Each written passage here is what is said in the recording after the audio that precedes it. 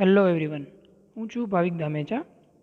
Dear all, last લેક્ચરમાં આપણે orthographic પ્રોજેક્શન્સના basic concept વિશેની માહિતી મેળવી અને આજે આપણે તે બેઝિક કન્સેપ્ટનો યુઝ કરી અને ઓર્થોગ્રાફિક પ્રોજેક્શન્સનો એક પ્રોબ્લેમ શરૂઆત કરવા જઈ રહ્યા છીએ.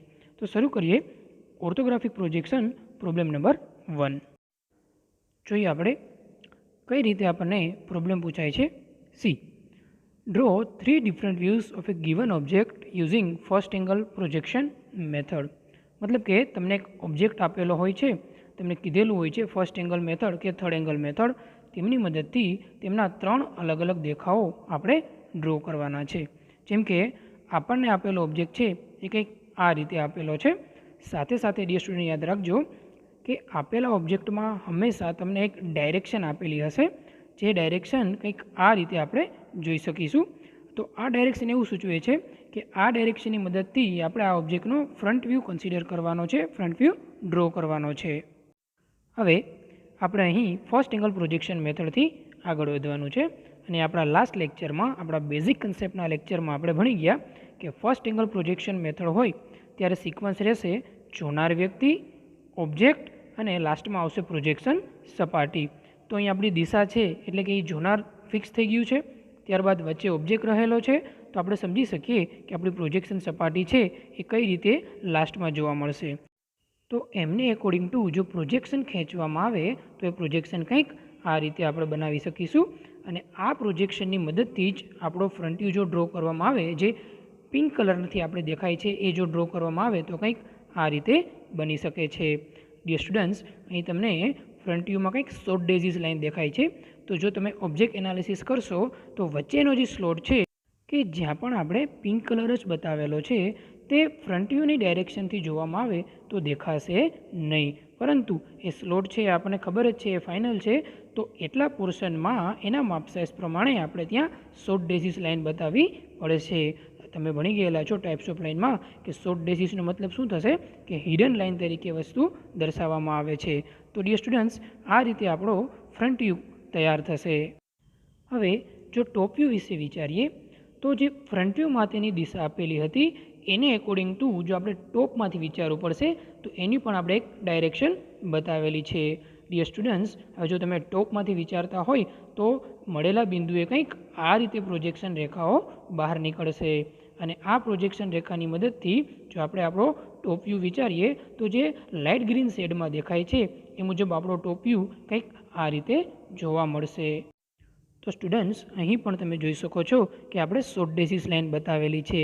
થોડુંક એનાલિસિસ કરશો તો ખ્યાલ આવશે કે ઓબ્જેક્ટના બોટમમાં રહેલો જે સ્લોટ છે કે જે આપણે ટોપ વ્યૂમાં જોઈ શકાતો નથી, તેમના માટેની તે શોર્ટ ડેઝીસ લાઇન બનાવેલી છે અને આ રીતે આપણો ટોપ વ્યૂ તૈયાર થશે. આવી જ રીતે હવે સાઇડ વ્યૂ બનાવવામાં આવે તો ફ્રન્ટ વ્યૂની ડાયરેક્શનની સાપેક્ષમાં જોઈએ તો આપણી પાસે લેફ્ટ હેન્ડ સાઈડ જ એવી છે કે જેને આપણે જોઈ શકીએ છીએ. સી, તો એમના માટેની ડાયરેક્શન બતાવી અને આ ડાયરેક્શન મુજબ, આ ડાયરેક્શનને એકોર્ડિંગ ટુ જો આપેલા બિંદુ પરથી મળેલા બિંદુ પરથી પ્રોજેક્શન રેખાઓ લેવામાં આવે તો એ પ્રોજેક્શન રેખાઓ આપણે આ રીતે ડ્રો કરી શકીએ છીએ. હવે આ પ્રોજેક્શન રેખાઓની મદદથી જો સાઇડ વ્યૂ વિચારવામાં આવે તો આપણા ઓબ્જેક્ટમાં રહેલો લાઇટ સ્કાય કલર છે એને એકોર્ડિંગ ટુ આપણો સાઇડ વ્યૂ કંઈક આ રીતે બની શકશે. ડિયર સ્ટુડન્ટ્સ, અગેઇન શોર્ટ ડેઝીસ લાઇનનો યુઝ કરેલો છે.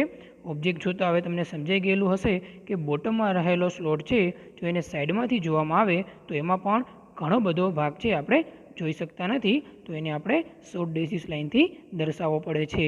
તો આ રીતે આપણો સાઇડ વ્યૂ પણ તૈયાર થશે. તો ડિયર ઓલ, અહીં આપણે આપેલા ઓબ્જેક્ટનું 3D એનાલિસિસ કર્યું, એટલે કે 3Dમાં એના અલગ અલગ વ્યૂ જોયા. પણ જો એક્ઝામ ઓરિએન્ટેડ વિચારીએ, ઓર્થોગ્રાફિક પ્રોજેક્શન્સ ઓરિએન્ટેડ વિચારીએ તો આપણે એને 2Dમાં કન્વર્ટ કરવું પડશે અને તમે જાણો છો એ મુજબ કે 2Dમાં કન્વર્ટ કરવા માટે આપણે XY રેખાની જરૂર પડશે. હવે બેઝિક કન્સેપ્ટમાં જોઈ ગયા કે ફર્સ્ટ એંગલ પ્રોજેક્શન મેથડ હોય તો ફ્રન્ટ વ્યૂ હંમેશા XY રેખાની ઉપર જ આવશે. તો જો XY રેખાની ઉપર આપણને આપણો ફ્રન્ટ વ્યૂ કંઈક આ રીતે જોવા મળે છે, કંઈક આ રીતે ડ્રો કરી શકીએ છીએ. ત્યાં પણ આપણે નામનિર્દેશન દર્શાવીશું કે આપણો આ વ્યૂ છે એ આપણો ફ્રન્ટ વ્યૂ રહેશે. હવે જો ટોપ વ્યૂ વિશે વિચારીએ તો તમે 3D એનાલિસિસમાં જોઈ શકો છો કે ટોપ વ્યૂ એ ફ્રન્ટ વ્યૂની નીચે મળે છે, અથવા તો ફર્સ્ટ એંગલ પ્રોજેક્શન મેથડ છે તો ટોપ વ્યૂ હંમેશા ફ્રન્ટ વ્યૂની નીચે આવશે. તો એને એકોર્ડિંગ ટુ ફ્રન્ટ વ્યૂની નીચેની સાઈડ વિચારતા આપણે કંઈક આ રીતે પ્રોજેક્શન રેખાઓ લઈ શકીએ છીએ, જે આપણને ટોપ વ્યૂની લિમિટ આપશે, ટોપ વ્યૂની બાઉન્ડ્રી આપશે. હવે આ પ્રોજેક્શન રેખામાં જો આપણે ટોપ વ્યૂ વિચારીએ તો એ કંઈક આ રીતે બનાવી શકીશું, અને તેમને જો આપણો કલર કોડ લગાવી દઈએ તો કંઈક આ રીતે આપણો ટોપ વ્યૂ છે તૈયાર થશે. હવે જો સાઇડ વ્યૂ તરફ વિચારવામાં આવે તો 3D ઓબ્જેક્ટ જોતાં તમે જોઈ શકો છો કે આપણે માત્ર ડાબી બાજુનો જ દેખાવ બનાવી શકીએ છીએ, ડાબી બાજુનો જ દેખાવ જોઈ શકીએ છીએ, પરંતુ એ ડાબી બાજુનો દેખાવ જે એની પ્રોજેક્શન સપાટીમાં જ્યાં પડે છે એ પ્રોજેક્શન સપાટી તો ફ્રન્ટ વ્યૂની જમણી બાજુએ મળે છે. મતલબ એવો થશે કે જો આપણે એને 2Dમાં કન્વર્ટ કરીએ ત્યારે પણ એમની ડાબી બાજુનો દેખાવ છે એ આપણે ફ્રન્ટ વ્યૂની જમણી બાજુએ જ બનાવવો પડશે. તો હવે એમના માટે આપણે 2Dમાં રહેલા ફ્રન્ટ વ્યૂ તરફથી જમણી બાજુએ કંઈક આ રીતે ડાયરેક્શન વિચારીએ તો આપણને પ્રોજેક્શન રેખાઓ આવી રીતે મળે છે. અને હવે આ પ્રોજેક્શન રેખાઓની મદદથી સ્ટુડન્ટ્સ થોડુંક એનાલિસિસ કરીએ તો આપણો સાઇડ વ્યૂ કંઈક આ રીતે જોવા મળે છે, જે અત્યારે અહીં આપણી બ્લેક એન્ડ વ્હાઇટમાં દેખાય છે, જેને આપણે આપણો લાઇટ સ્કાય કલરનો કલર કોડ આપીએ તો એક્ઝેક્ટલી આપણો સાઇડ વ્યૂ છે, આપણો લેફ્ટ હેન્ડ સાઇડ વ્યૂ છે એ આ રીતે તૈયાર થશે. અને ત્યાં પણ તેમનું જરૂરી નામ નિર્દેશન એટલે કે લેફ્ટ હેન્ડ સાઇડ વ્યૂનું નામ નિર્દેશન દર્શાવીશું. તો ડિયર સ્ટુડન્ટ્સ, અહીં આપણે આપેલા ગિવન ઓબ્જેક્ટના ફર્સ્ટ એંગલ પ્રોજેક્શન મેથડની મદદથી 3 દેખાવો જોયા, ફ્રન્ટ વ્યૂ, સાઇડ વ્યૂ અને સાથે સાથે ટોપ વ્યૂ. પણ યાદ રાખવા જેવો પોઈન્ટ એ છે સ્ટુડન્ટ સમજજો કે ગિવન ઓબ્જેક્ટમાં તમને આરે ડાયમેન્શન્સ એટલે કે માપ પણ દર્શાવેલા હશે, અને માપ પણ એક આગવું મહત્ત્વ ધરાવે છે. જ્યારે પણ તમે ઓર્થોગ્રાફિક ડ્રોઈંગ ડ્રો કરવા બેસો ત્યારે આ જે 3D ડ્રોઈંગ છે એ તમારે ડ્રો કરવાનું નથી, એ માત્ર મનમાં ને મનમાં આપણે સમજવાનું છે, ઇમેજિન કરવાનું છે, એનાલિસિસ કરવાનું છે.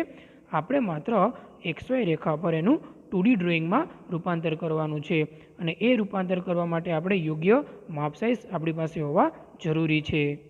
તેમજ ત્રણેય ડ્રોઈંગ છે, ત્રણેય વ્યૂઝ છે XY રેખા પર પૂરા થઈ જાય ત્યારબાદ ફર્સ્ટ એંગલ પ્રોજેક્શન મેથડનો સિમ્બોલ એ ડ્રો કરવાનું ભૂલશું નહીં.